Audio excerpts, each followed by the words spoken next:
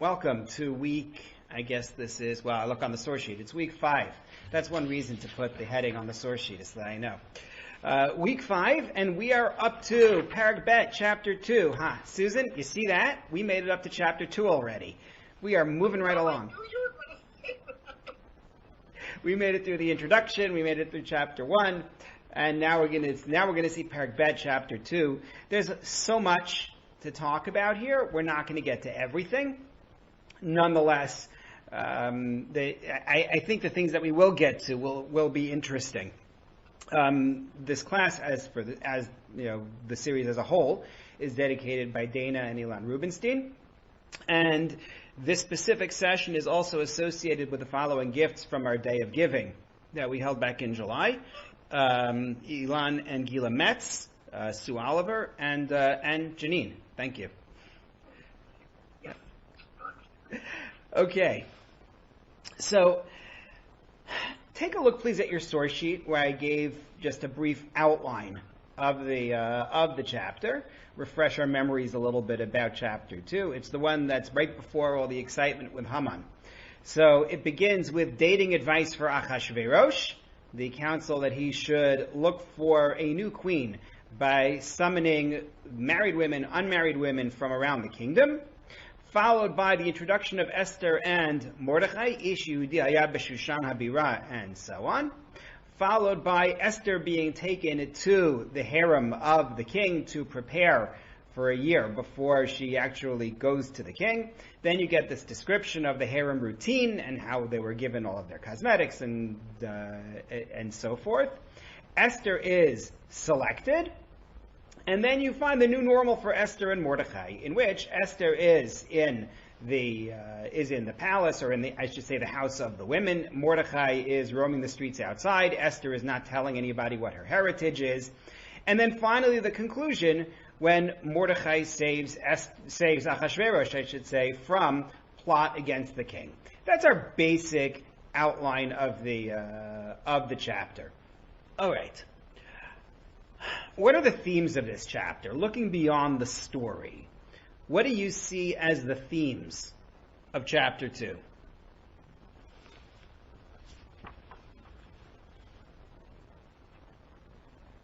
It's almost like Hashem, like the pawns are being put into place. Right. Everything is being put into place. Right. So part of it is definitely the chess pieces being moved into place. Esther, by the end of this chapter, will be in the palace. Mordechai will be out at the gate. The plot against the king is going to be overturned, and Mordechai will be the agent of it, and that will put him in position to be able to be rewarded later on. So absolutely, this is a chapter in which chess pieces are being moved into place, which is more than just, okay, fine, it's preparation, although that's true, but it's also a message, right? The message that God is in charge of the events that go on, working behind the scenes. What else is part of this chapter? What are the themes of the chapter? I think it's Achashverosh solidifying his power. Achashverosh solidifying his power? In what way?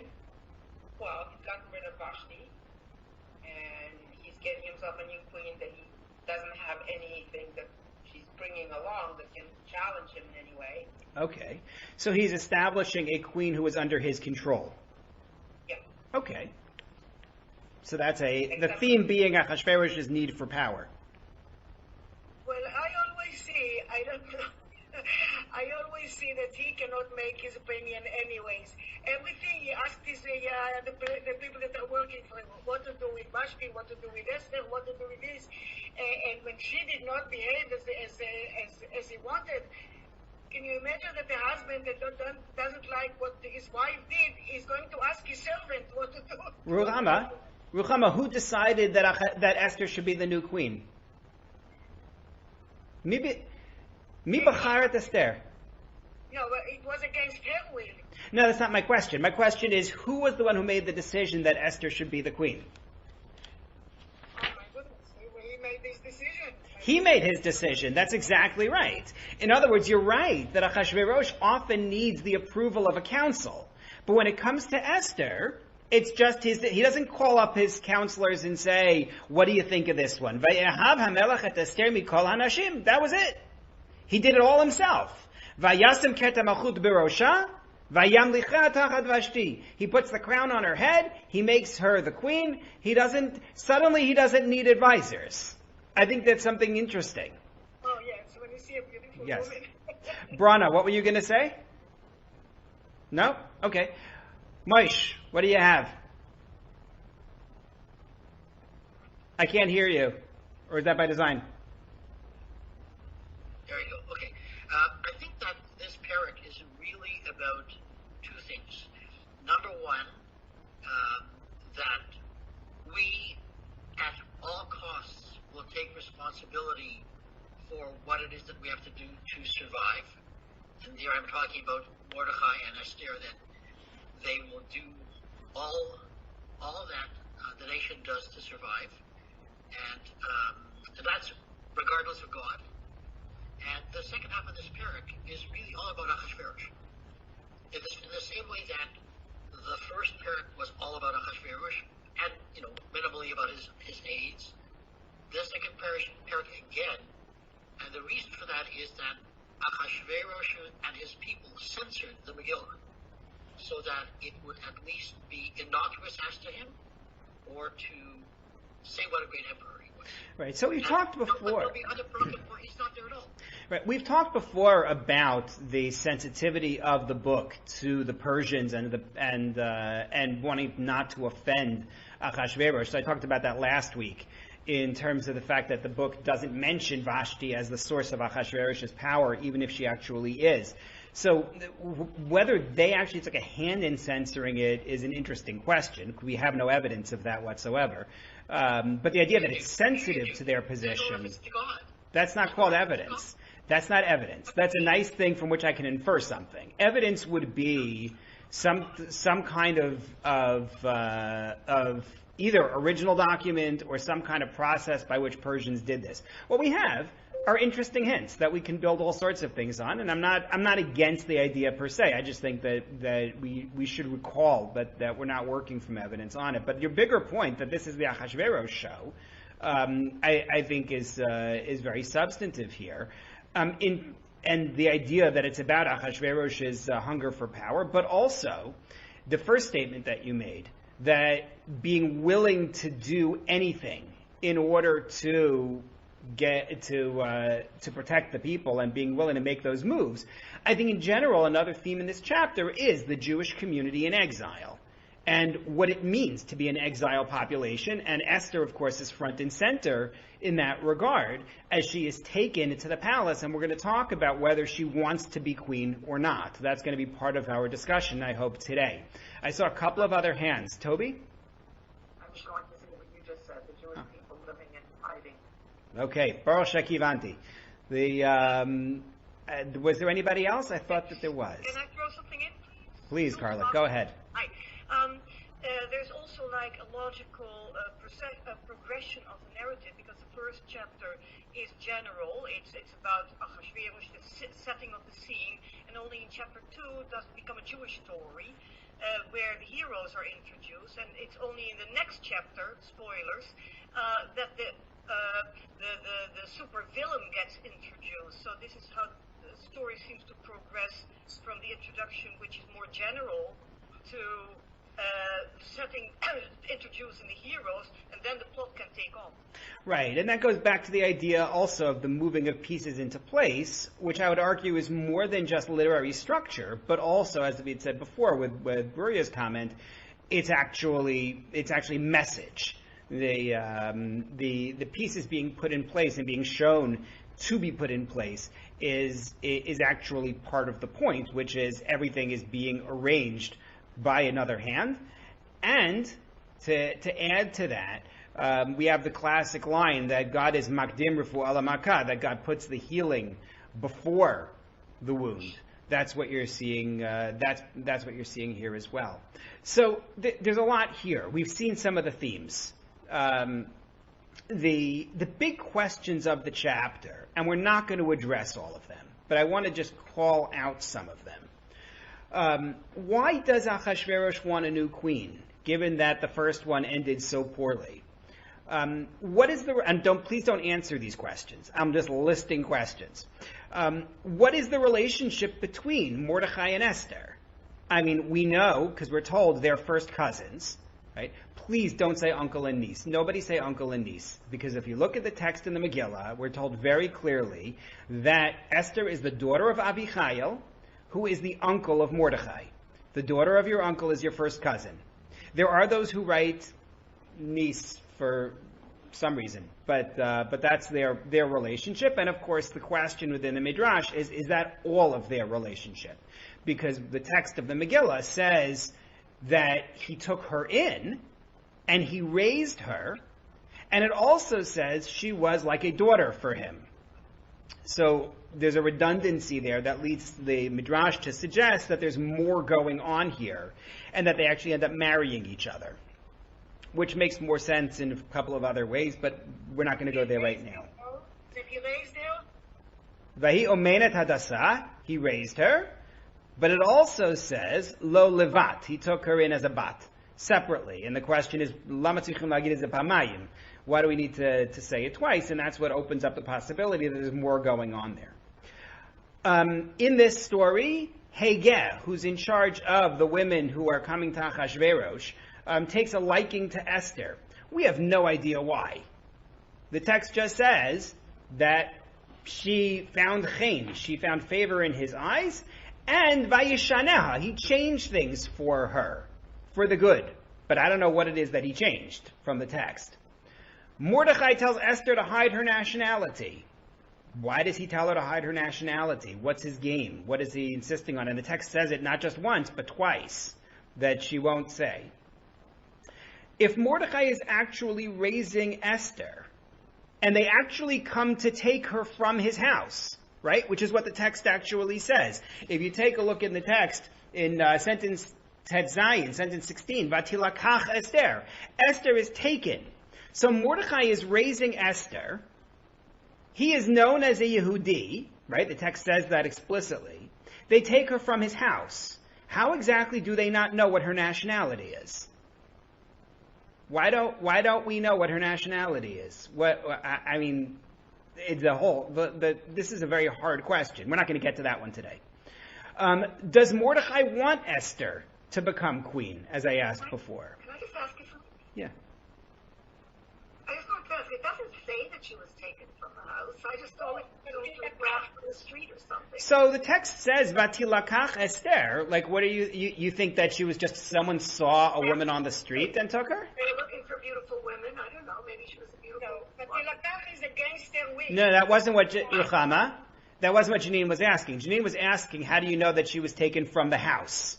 Maybe she was picked up on the street. You can make the argument. I think it odd, but I suppose you could make that argument. And then the last question that I wanted to highlight here, is Mordechai a member of the king's court when he's at the gate of the palace, or is he like a vagrant hanging out at the gate, and that's why he's there? If it's the former, that he somehow has access, how did he gain that level of access? How does Mordechai get that kind of standing? Again, I'm not looking for us to answer any of these questions right now. I'm just trying to highlight some of the challenges that come up in the course of reading this chapter, because, again, we read through it really quickly, especially on Purim itself, because we want to get to the part where we can start making noise. This is the boring beginning, parallel to the boring ending after Haman is done. But there's so much going on here, and there are so many dots that need to be connected in order for us to grasp what in the world is going on in this chapter. So what I wanted to focus on today, hang on one second, Susan. What I wanted to focus on today are going to be two questions out of this set. Number one, why does Achashverosh want a new queen? What exactly is his game here, such that he feels like he wants to have a replacement for Vashti at this stage? It's not simple and straightforward. And number two, how does this chapter display the Jewish people in exile? And that's going to touch on several of the questions that I just mentioned. Susan. I'm just wondering. It just says he took her from the house. No, it doesn't. It says he took her. It says she was taken. Yes, she was taken. Excuse me. She could have been, for all they know, not necessarily his niece, but someone he hired to take care of the house, for all they knew. Like it just says she was taken. It doesn't say that they knew she was related to Mordechai. Fair. It's a fair point. It's a little odd, but it depends a little bit on their knowledge of what's going on in the neighborhood, so to speak. Meaning, this is Shushan. Shushan is the winter palace of Achashverosh, right? It's the Persian winter palace, is Susa, as they call it. So, like, you would think that they would have some kind of an awareness, especially if Mordechai is somebody of stature, but you could be right. And maybe, if, as the Midrash suggests, he marries her, then maybe that's the answer, is they think of her as his wife, and they don't know what her lineage is. They don't assume that she's a Jew. Possible, I suppose. Toby, did you want to ask a question or make a comment? Well, it was more like a response, and you don't really want responses, so that's okay. Okay. Yeah, no, responses are coming, but not yet. Jeanette. I just don't see how they could know that she's married, because they're looking for betulot. So they're not only looking for betulot. Jeanette makes a very interesting and important point, which I wasn't really going to dwell on, but it's worth it to take a moment. Take a look, please, at sentence 2 in the chapter.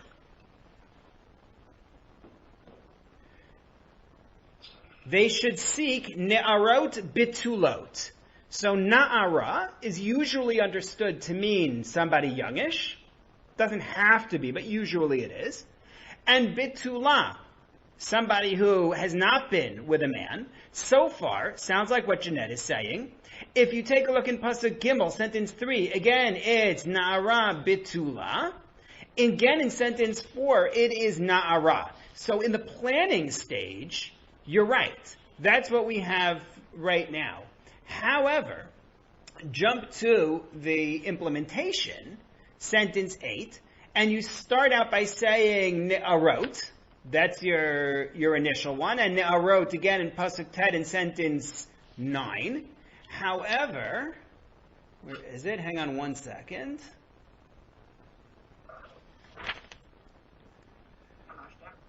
There was one place where it transitioned. Yes, in Pasuk Yud Zayin. Sentence 17, we're suddenly told, Vaye'ehav hamelach et Esther mikol hanashim. Vatisachein v'chesed lefanav mikol habitulot. So there's a contrast there. There are apparently nashim, women who are already married, as well as bitulot, women who had not known a man, who are brought to Achashverosh. In other words, it's not just the single women, but the search expands. That's the basis that the Midrash uses to say there's more going on here. It's not just the unmarried women. Achashverosh doesn't particularly care, apparently. So, why does Achashverosh want a new queen? Somebody help me. Why does Achashverosh want a new queen? He does not want. They suggested to him. Ah, good. Ruchama says maybe Achashverosh does not want a new queen at all. Maybe it was somebody else's idea. I'm going to come back to that idea. Other suggestions first. Well, kind of like my rabbi should have wives. It's just not appropriate for a king to be alone. Not appropriate for the king to be alone. Keep in mind, he's not alone. He has a harem. That's true. That's not a consort. I mean, it's like a king has a consort of... Yeah. Like, it's just...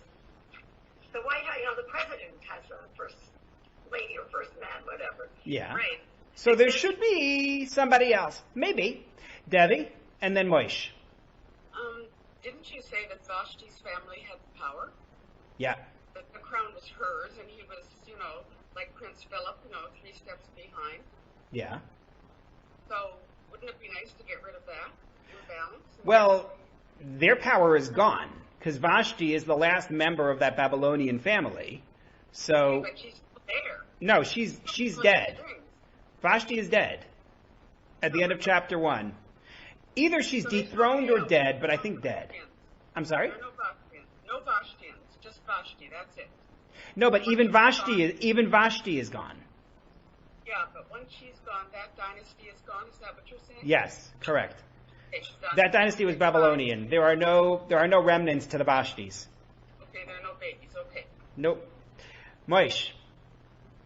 I'm telling you, the guy is an absolute genius. Achashverosh. Seriously. What he does here is it's not the new queen. And you know that because he says the directive is she's going to be Tahas Vashti.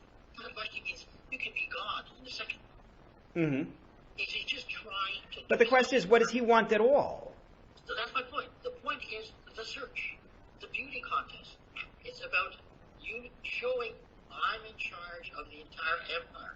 Mm-hmm. And people are going around to search for this woman. We're going to take this woman. Mm-hmm. It's all about nothing. It's like his role in Megillah is nothing, but he's there all the time. Right. But that's his genius. He conceals himself behind masks and advisors, but he's running the show, or God is running the show. Okay, so Moish suggests it's just the power of the search. The power involved in the search is all he's really going for. Okay. Does he want to be married so that he could be the progenitors of somebody? Does he want? Well, he can have kids wherever he wants. He can have kids from any of the women in his harem. They're all going to be royal. Sandy, what were you going to say? Yeah, and I only have the English, so I know I'm missing some nuances, but it does say that he started to think in just the very beginning of chapter 2, that he starts thinking, when his anger subsides, he starts thinking of what Vashti had done, and then in Vashti, he talks to his, pardon? No, go ahead. And then he says he was talking to his servants who attended him, and it sounds like they suggested let beautiful young virgins be brought out to your majesty. So I think that to some extent he has to make his own decision. Right, but what's the motive? But what's the motivation? What is he looking for? All right, I'm gonna take Sue and then Jeanette, and then we're gonna go further. Well, I think that Vashti lost favor in the eyes of the king because she shamed him, Yeah. and he wants a new wife who will find favor in his eyes. But why does he want a wife at all, is my question. He has a harem. What is she filling for him? What is his need? I'm gonna make the question stronger, and then I'll take Jeanette's comment. I'll take Jeanette's comment in a moment, but I want to show you something that people often miss. Take a look at chapter 2, sentence 16, please. Once you read chapter 2, sentence 16, please answer the following question. How long has Vashti been dead before Achashverosh decides he wants another queen? At least 7 years. Well, not 7 years. 4 4 years. years. 4 years. 4 It years. was the third year that he had the party, and now it says it's the 7th year. Correct. Now, we don't know that for sure. It could be that this search dragged on for 4 years. Right? It's possible that this search, was right after the party. He sobered up, and it just took that long, which is mind-boggling when you consider the fact that, it takes a year to get the search started because we're told that the women had this 1 year preparation period before they could go to him. But after that, this would seem to be a night after night thing. Like, it's possible. You can make the argument that there is actually a lapse of years before this search begins. And so you ask yourself, he managed for a few years without a queen. Why does he want it? Why does he want it now? Hang on, I'm going to mute everybody because I had said Jeanette was going to be next and then we were going to go on. So Jeanette, you were going to say?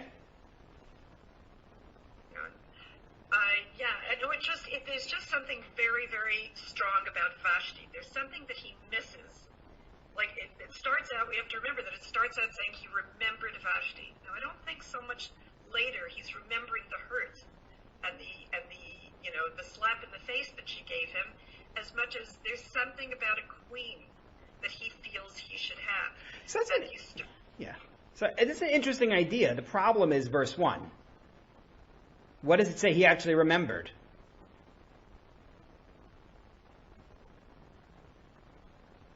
Right, it says that he remembered what she did. And what he did. Yeah, so it's not like, oh, I remember the good old days. Right. It's, I remember that she wouldn't do what I told her to do, and then I had them chop off her head. I'd like another queen. No, one doesn't lead to the other. Cause does not lead to effect here. What are you doing, Achashverosh? So, all right, let's go through the standard approaches. The first approach, which we bring, is Rashi, by pride of place. And not only is it in Rashi, but it's also in, Ibn Ezra brings this approach as well. Rashi says, Zachar et Vashti, he remembered Vashti, es Yofya, he remembered her beauty, v'ne'etzav, and he became sad. He felt, oh, I miss having a beautiful wife like that. And the logic in Rashi's explanation is cause and effect, right? He misses having a beautiful queen, therefore, let's gather all the beautiful women and find him another queen. Rav Soloveitchik says something that supports this idea. He points out that we have different verbs in Tanakh for remembering somebody. There is the word used here, zachar, zayin chaf reish, but there's also pakad, pei kuf dalid. And he says pakad is usually, although not always, in the negative. It's for punishment. So God says after the golden calf, Uvayom pokdi ufakadati alehem chatatam. On the day when I'm going to zap them for all their sins, and there's a term of memory there. I'm going to remember them for their sins. Whereas zachar is usually, although not always, a positive memory. His example is that in the Musaf Amidah for Rosh Hashanah, we talk about God remembering us for the good, and we call that the zichronot. You could quibble with all the uses not being positive for Zachar and not being negative for Pakad. This is certainly true. We use Zachar for Amalek. We use Pakad for Sarah. I understand 100%. As I said to you, I think I said it the other week, when Achronim, recent authorities, offer rules like this, you always know there are exceptions to those rules. I think I said it to you with the Malbim and Chema and Ketzef. But that would support Rashi's read. Rashi says, Achashverosh remembers that Vashti, boy was she beautiful, that's what I would like. Of course, there's a big problem with that. The problem being, he has all these beautiful women in his harem. If it's just a beauty thing, he doesn't need to get a queen. But that's one approach. Ibn Ezra mentions that approach, but he also gives you a different suggestion. And this will lead us a little bit towards what Ruchama said much earlier. Look at Ibn Ezra in source number 2. Zachar et Vashti bepeh. He remembered Vashti verbally. And this is actually very important because people make this mistake. The word zayin chaf reish in Hebrew is not necessarily to remember, often it is to mention. Classic example, what is the source for the mitzvah of Kiddush? Zachor et Yom HaShabbat l'Kaddisho. From this we understand you are supposed to declare Shabbat. It's not remember the Sabbath day to sanctify it. It's mention the Sabbath day to sanctify it. So, yes, another good example for it. Lizkor is really what we think of as lahazkir, to call to mind, to mention it. And so Ibn Ezra's first approach is bepeh. He mentioned Vashti, and that led the aides to say, maybe it's time to get a new queen. As Ruchama said, it's not Achashverosh's idea. Achashverosh said, I remember Vashti. Remember what she did? And everyone was like, oh, you know what? Maybe you should get a new queen. It makes sense, because as we said, it didn't say that he remembered her beauty. No one talked about the beauty, Rashi notwithstanding. I showed you in source number 2 how Ibn Ezra tries to redeem Rashi's idea. He says, Yitachein, it could be shezacharet yofya, that he remembered her beauty, al kain vav, and that's why there's a conjunctive, there's and. He remembered her beauty, and he remembered what she had done. Okay. I brought you in source number 3 a third idea, which is very interesting, and it's particularly interesting because it gives me an opportunity to introduce someone we haven't quoted yet. He's not someone you normally come across, because he didn't write on all of Tanakh. This is Rabbi Yosef David Sinsheim. He was a rabbi in Germany and then in the French Empire, from the 18th century, mid-18th century, until early 19th century. This, of course, is the time of Napoleon. So some of you, I think were in the class that I gave. I did a mini-series a couple of years ago on Philo-Semites of Jewish history, and talked about whether Napoleon could be considered a lover of the Jews.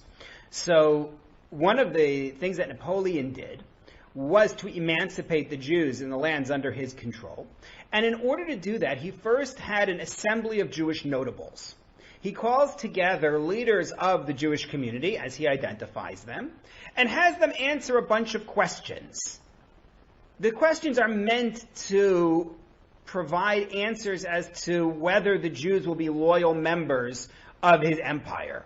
So the most famous or infamous of his questions is, if a Jew from France were to see a Jew from England on the other side of the battle lines, would he be okay essentially killing the Jew from England who's on the other side? Would he view himself more as being French, or would he view himself more as being Jewish? So the Assembly of Jewish Notables gives a bunch of answers. Those answers are then sent to a Sanhedrin Napoleon assembled. Rabbi Yosef David Sinsheim was the head of the Sanhedrin. And he was asked to answer and to lead this Sanhedrin in answering the question of whether the Jews would be loyal. He has to ratify the answers given by this assembly of Jewish notables. Rabbi Sinsheim is a traditionalist, and he realizes the challenge, and you can see his answers. We have the text. He walks a line between, on the one hand, loyalty to tradition, and on the other hand, giving answers that Napoleon will accept. And it's fascinating. So he also wrote the Shlal David commentary to Megillat Esther. He wrote several things. This is one of them. So look at what he says for why Achashverosh wants a queen. Zachar es Vashti ve'es asher asasa. He remembers Vashti and what she did. Bivnos Yisrael b'Shabbos. What she did was what we saw last week from the Medrash about having the Jewish girls work for her on Shabbos and having them be unclothed. Ve'es asher nigzar aleha, and what was decreed upon her bishvil kach, dahainu hatzarat, the tzarat that afflicted her, not him executing her, but the tzarat. We talked about this last week. I'm not reopening that Medrash now to explain where it came from. We did that already. The umipnei kach lo haita yechola lavo. This is the key line. Because of that, because she had this tzarat that God had sent upon her as a punishment, therefore she couldn't come to the party. Well, in that case, I was wrong for killing her. So it was wrong for her to be executed. She couldn't come out to the party. What would I expect?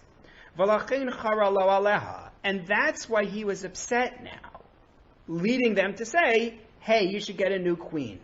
According to this read, Achashverosh is upset because what happened to Vashti was not fair. And that's what leads them to make the suggestion that he get a new queen. Where does he get this idea from the text? What's he picking on? Bidyuk. He's picking up on the fact that the text says not he remembered what he decreed upon her, but rather what was decreed upon her. So that's another possibility. Another suggestion, you could say, this story is just part of the satire. Achashverosh's temper leads him in contradictory directions. So first he's really angry, and then he calms down, and now he says, let's get a queen. Right? I mentioned in our introduction that the Greeks mocked the Persians for their polygamy. So maybe the book of Esther is doing the same thing, and it's saying, look at this, he takes a queen, he gets rid of a queen. You can make that argument, certainly. But now let's turn to the psukim themselves. I understand the basis for each of these approaches. But tell me something. Look at sentences 1 to 4 in this chapter. And tell me, what's wrong? Well, we already know what's wrong with approach number 1, because we said it. Right? Achashverosh, if you tell me Achashverosh misses beauty, he has a harem. What's the issue? I gave you blank lines in source number 4 for those who want to write on this and actually fill it in. So it can't be that he misses her beauty. He has a harem of beautiful women. He didn't look for a woman for his harem who will be more beautiful than those. So that doesn't make any sense. I shouldn't say it doesn't make any sense. It's a difficult answer.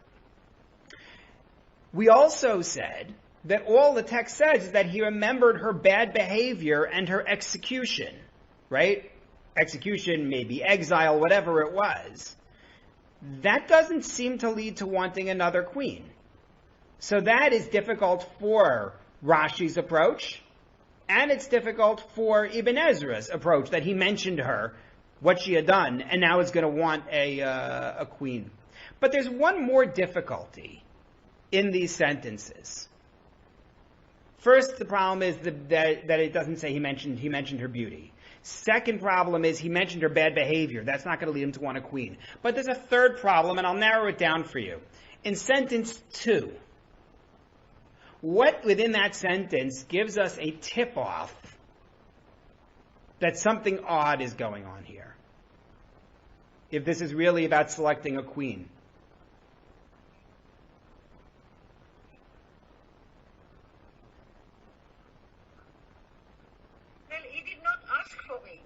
That's true, but what else?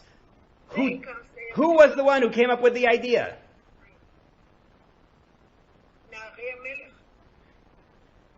Na'arei HaMelech Misharatav. This is not a royal council. Exactly. These are just Na'arim. These are youths who serve him. The valets. They decided that he ought to get a queen. What in the world is this? This group is going to show up one other time in the book. When Achashverosh can't sleep in chapter 6, they're the ones who read from the scroll of the records for him, and they tell him that Haman is hanging around outside. Why in the world are these guys the ones to guide selection of a queen? Not only do they come up with the idea that there should be a queen, but they actually tell them how to do it. Here's what we're going to do. We should bring all the Na'arot from all around the kingdom and have them all come. Why are you listening to them? There's only one world leader I can think of who would do that, and he's not allowed to be named in this shir. Who are you listening to when you say we're going to appoint a queen on this basis? It doesn't make any sense. Not to mention the fact that we already pointed out earlier, which is, why is Esther coming to Achashverosh in year 7? There's an interesting historical fact, which we mentioned during our introduction session in the first week. We noted that if you take Xerxes as Achashverosh, which does seem to be the dominant view, so we mentioned that in year 3 of his reign, that's when he decides that he's going to go to war against Greece. It doesn't work out well. Remember, we talked about the feast potentially being the feast where he discusses it with his nobles. They made their decisions when they were drunk, and the whole bit, right, that we talked about from Herodotus. So after year 3, he has his campaign against the Greeks. So some of the Christian commentators on the Megillah suggest that the reason why there's a gap in time here is because this is his campaign against the Greeks. That was what he was busy with, and then he came back. It's an interesting idea for sure. So I want to show you a medrash which tries to give us a backstory that will solve the questions that we're struggling with. It's found in the Targum to the book of Esther. I want to introduce the Targum for Esther itself because this is something that we ought to know about. Targum in general is, of course, Aramaic commentary, right? People think of it often as a translation, but it's never a translation. It's sometimes more translation, sometimes less so, but it always includes commentary. Of course, the Targum on the Parsha was originally read out loud during the Torah reading. You would read a sentence and then you'd read a translation. Read a sentence, read a translation. There are laws about how many sentences you can read before you start reading from the translation.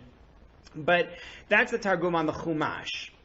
There is Targum also on the prophets from Rabbi Yonatan ben Uziel, sage from the Mishnah's time. This text, though, is not from him. He wrote on the prophets. This is on Esther, which is in the Ketuvim, which is in the writings. So Rav Hai Gaon made the point that this is not from Yonatan ben Uziel.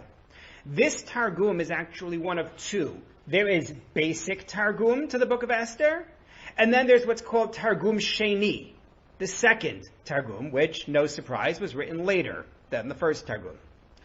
The first Targum is traced to between the 5th century and the 8th centuries. So that's when it's written down. We know that because on the one hand, it's after the Mishnah, and on the other hand, it's before the spread of Islam and the Quran. How do you know that? So this is very interesting. According to articles I have read, there's a piece in the Targum, I don't know that we're going to see it this year, but there's a piece in the Targum which references a story about King Solomon, Shlomo HaMelech, meeting the Queen of Sheba. That story makes it into the Quran in a slightly altered form. And so the argument is that the Targum was already written down, and that was an influence on the Quran. Fascinating stuff, longer discussion. But the point is that's how they triangulate and say it's between the 5th and the 8th centuries. We know for sure it's done by the time of Rav Hai Gaon, because Rav Hai Gaon in the 10th century makes reference to it. But in any case, the Targum gives us a very interesting read of what happened here. And if you take a look at source number 5, I brought you the Targum as well as my translation. I'm going to just stick with my translation here in the interest of time. After these events, this is the beginning of the chapter 2. After these events, when the bitterness of his drink faded, and when the anger of King Achashverosh rested, he began to remember, and again, remember or mention, Vashti. His counselors replied to him, saying, "But you are the one who sentenced her to death for what she did." Like, what do you mean? You're remembering what was done to her. That word nigzar. He says, yeah, she was killed. Like, no, you killed her. The king replied to them, I didn't decree her execution, only that she should come before me. She didn't come. I instructed that the throne be removed from her. That didn't mean they had to kill her. Apparently there is such a thing as an ex-queen in Persia, or so he alleges. They said to him, it's not so. You decreed that she be killed upon the advice of the 7 counselors. Immediately his anger became powerful, and he decreed that the 7 counselors should be hanged. Well now, that's interesting. What supports this read? Oh, and sorry, and then the next step is, these servants now want to calm him down, so they suggest a pageant. Let's bring all the women before you. But why does this work well? How does this fit in the text? Because there are no counselors anymore. That's why it's the Na'arim that are advising him. Yeah. We will never see, if chapter 1, that council that had her killed was the Chachamim Yodei Ha'itim. They don't show up the rest of the Megillah. Their names are gone the rest of the Megillah. So this explains where they went. They went nowhere. It's not so funny. But that's number 1. What else? This is more than just a midrash to explain the disappearance of the council. it explains that Achashverosh wasn't seeking a queen. Not right after Vashti's death, and not later either. His servants proposed it, right? Like Ibn Ezra suggested, and like Ruchama had pointed out, this comes from the servants. They just want to mollify him. It also explains that term nigzar. He remembered what she did, and he remembered what was decreed upon her. I didn't decree it upon her. Wasn't me, says Achashverosh. Now, side problem here. Who was it who actually did say that she should be removed from the throne back in chapter 1? Memuchan, correct. And there is a midrash, which I hope to see in chapter 3, which says that Memuchan is Haman.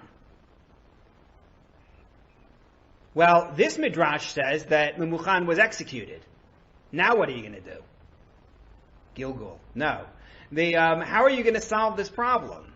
So the answer is, midrashim are not responsible to each other. You have a midrash that says Memuchan is Haman. You have another midrash that says Memuchan is dead.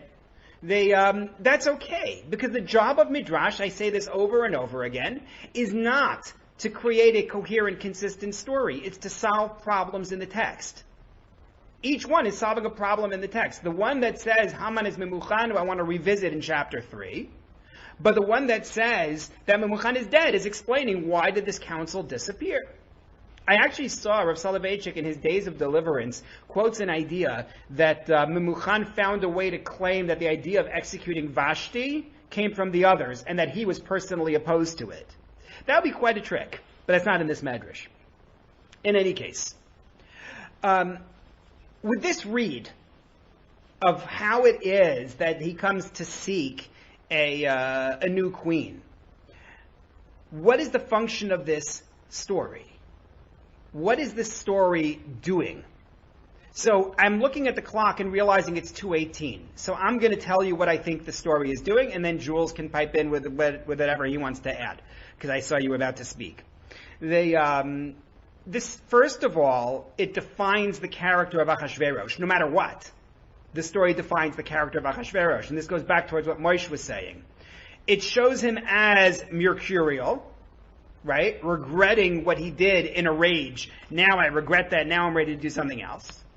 Especially if I take this midrashic version of it. I didn't order her killed. Somebody else ordered her killed. Which will fit, by the way, with Nebuchadnezzar.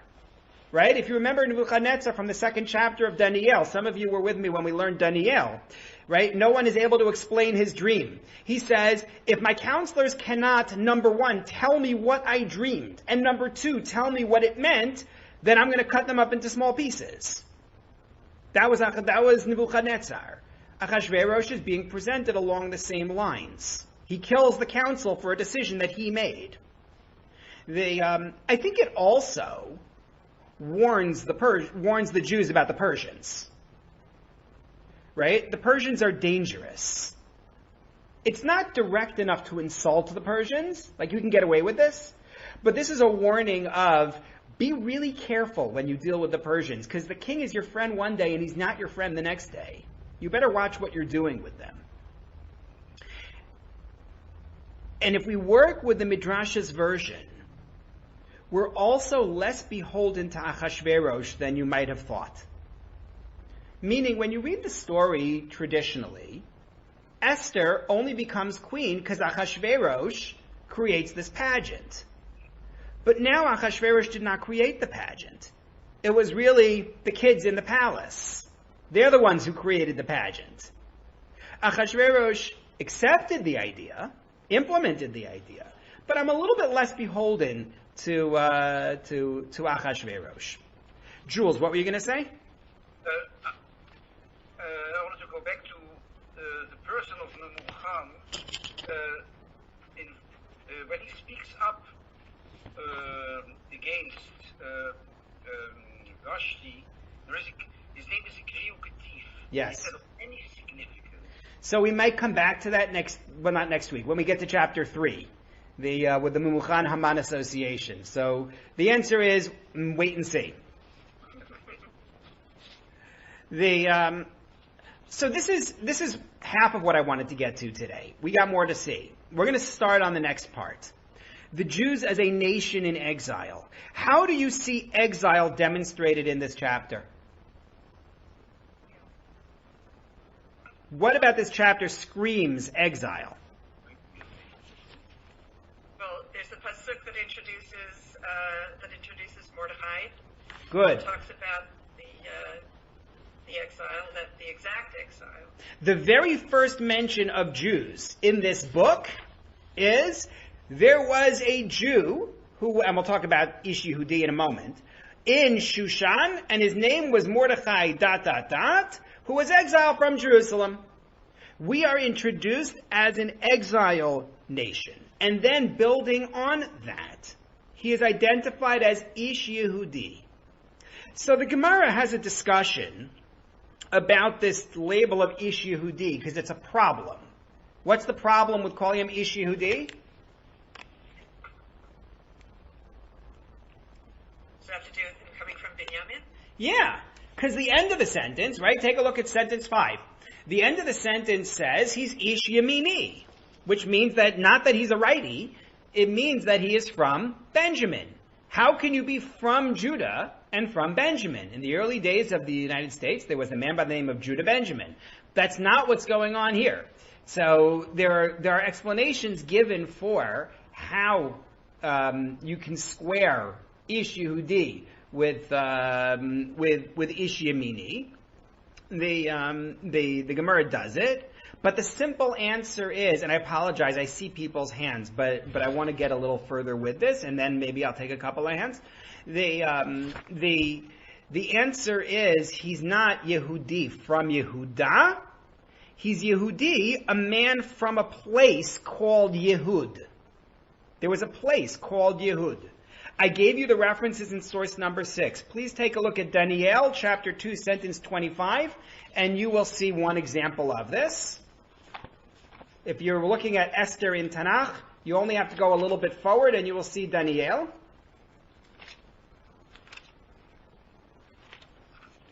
Chapter 2, sentence 25. Daniel himself is described as Gevar min b'nei Galusa, a man among the exiles, di Yehud. The exiles of Yehud. And if you go a little, now that's under the Babylonians, that's under Nebuchadnezzar.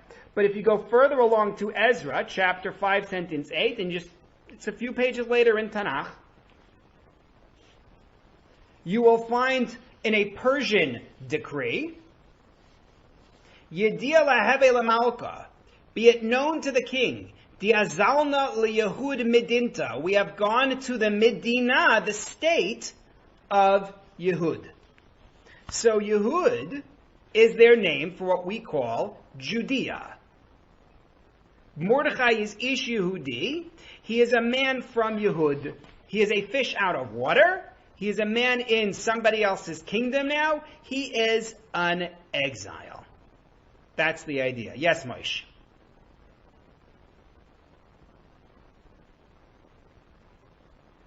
Sorry, Moshe, I can't hear you. There you go. Okay. The key to understanding the diaspora aspect of Shushan is to understand that Shushan Habira is one thing, Shushan is another thing. Right. I'm not talking about the city versus the palace, though, right now. I want to stick to the chapter. Yeah, no, I understand. But the point is, there were no Jews allowed in Shushan Habira.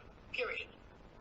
The reference to Ish Yehudi is a Megillah's reference to saying, sort of, between you and me, there happened to be this Jewish guy. Right, so Moshe. Nobody knew that he was Jewish. Moshe. Sorry, I saw that in the email you sent me right before the class, but I was going to ask you, so I'll ask you now. Where's your source on this? It's a fascinating idea. What are you talking about? That's exactly the plain shot of what's said. Ish Yehudi, there's no definitive article. It's there was a Jew.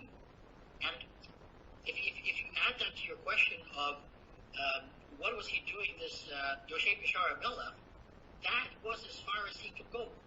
He could not go there. You have a lot of, if you think back to medieval times, there would always be the citadel. There would be a surrounding city that supplied the citadel, and the very, very important merchants were able to basically sit at the door. So Do their business. I hear you, but keep in mind that this is 1,500 years before medieval times, and I still also would like a source that he was the only Jew. The idea that this is the only one. I want to introduce two more points, and then I'll take Janine's question. But at least I want to introduce these points because these are going to be really important for understanding the exile character of this chapter. Number one, the question of whether Mordechai and Esther want Esther to end up in the palace. And how can I tell from this chapter whether they want her to end up in the palace or not? That's a key question that I would like us to address. And then the other key question that I really would like us to address is their names. The names Mordechai and Esther. This is one of the classic questions that everybody asks. Where does the name Mordechai seem to come from? Babylonian deities. Yeah, there's a Babylonian god of war. His name is Marduk. And Esther seems to come from where? Ishtar, right? Also Mesopotamian goddess of love, of war. I gave you some links if you wanted to look at them in source number 8 for those who want more information on Marduk and Ishtar. I've seen people do all sorts of really funny things with this that are entirely not historically based, like claiming there was an annual festival of Marduk and Ishtar, which is an anachronism. But the question you do have to ask is, why are our heroes presented in this way? And granted, Esther has another name, right? She has another name of Hadassah. So why are we calling her Esther all through the book? Why aren't we using the name Hadassah in the book? So both of those are things I want to explore in terms of this exile identity. But Janine, what were you going to say? I just was wondering, it's not exactly what you, but it's partly what you were talking about. Why are we looking to find out what Yehudi means? Wasn't the tribe, weren't the tribes that were exiled called Yehuda? It was Israel and Yehuda, and Benjamin was part of that. But why are we looking for other explanations, Yehudi, other than that he came from the... Oh, we're not. We're not. I just wanted to show that both the Babylonians, and the Persians used the term Yehud to describe the area that he came from. That's all. But my point in bringing it here and in highlighting it here is to say he's introduced as a man who's not at home. He's introduced to us as the man from Judea. He doesn't belong here. He's in exile. That's what I'm getting at. Sandy. Along with the theme of having the pieces of the players in place, the chess game, wouldn't it make sense that Mordechai and Esther would not be Jewish names?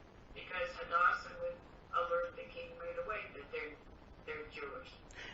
That would explain her. What about him? Him too. But the king knows he's Jewish. Mordechai can't stop telling people he's Jewish, as we're going to see in chapter 3. Gets him in a lot of trouble. Okay, but Esther gets her way into the palace. Right. It's like... Right, but Mordechai... If her name was Hadassah. I mean, there's more to talk about on all of this. Also on whether they know the relationship between Mordechai and Esther. I'm going to short-circuit that question now because it's worth it. In chapter 8, we find out that only later does Esther tell Achashverosh that Mordechai is family. It only comes up later in the Megillah. So that'll short-circuit that particular issue.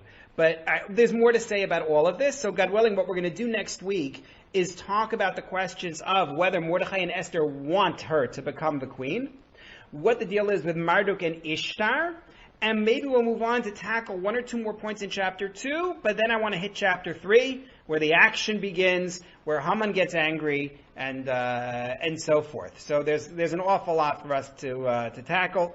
Thank you very much, and have a good week.